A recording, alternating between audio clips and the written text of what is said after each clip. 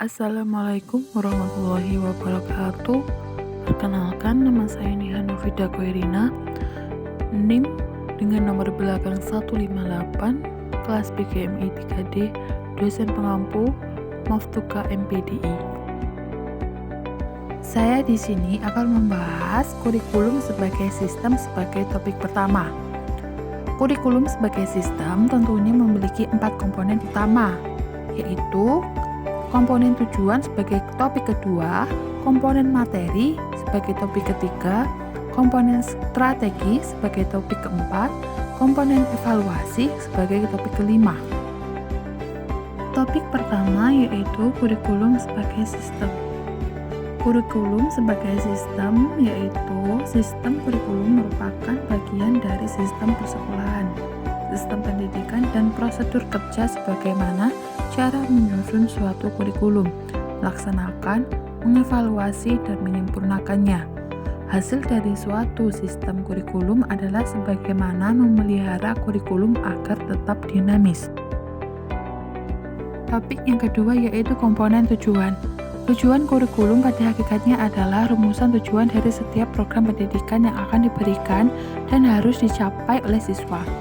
Tujuan yang jelas akan memberi petunjuk yang jelas terhadap pemilihan isi atau bahan ajar, strategi, media pembelajaran, dan evaluasi. Dalam berbagai model pengembangan kurikulum, tujuan ini dianggap sebagai dasar arah dan patokan dalam menentukan komponen-komponen yang lainnya. Tujuan memberikan pegangan mengenai apa yang harus dilakukan, bagaimana cara melakukan, dan merupakan patokan untuk mengetahui sampai di mana tujuan itu telah dicapai. Topik ketiga yaitu komponen materi. Isi kurikulum pada dasarnya adalah bahan atau materi yang disusun untuk diberikan kepada siswa agar dapat mencapai tujuan yang ditetapkan. Isi atau materi sebagai bahan kegiatan belajar bagi siswa disusun dengan memperhatikan tingkat kesesuaian dengan berbagai aspek seperti jenis dan jenjang pendidikan, tingkat perkembangan dan kebutuhan anak, perkembangan dan tuntunan masyarakat, serta perkembangan ilmu pengetahuan dan teknologi. Aspek pokok yang disajikan sebagai bahan untuk dipelajari siswa antara lain konsep, teori, prinsip, fakta, definisi, ilustrasi, generalisasi, dan istilah. Topik yang keempat yaitu komponen strategi. Sudjana berpendapat bahwa strategi pembelajaran merupakan tindakan nyata dari guru dalam melaksanakan pembelajaran melalui cara tertentu untuk mencapai tujuan pembelajaran yang telah dirumuskan. Strategi sangat erat hubungannya dengan siasat atau taktik yang digunakan guru dalam melaksanakan kurikulum secara sistemik dan sistematik.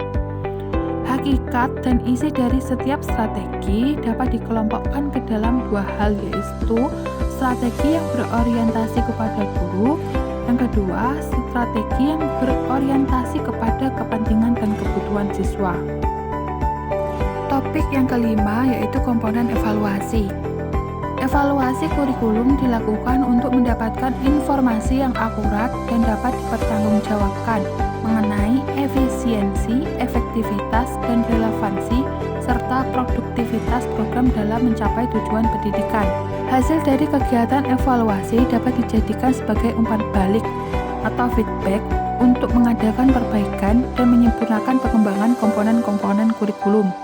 Hasil evaluasi ini dapat berperan sebagai masukan bagi penentuan kebijakan-kebijakan dalam pengambilan keputusan kurikulum khususnya dan pendidikan pada umumnya bagi para pengembang kurikulum dan para pemegang kebijakan pendidikan. Sekian teman-teman yang dapat saya sampaikan. Apabila ada kurang lebihnya saya mohon maaf. Terima kasih. Wassalamualaikum warahmatullahi wabarakatuh.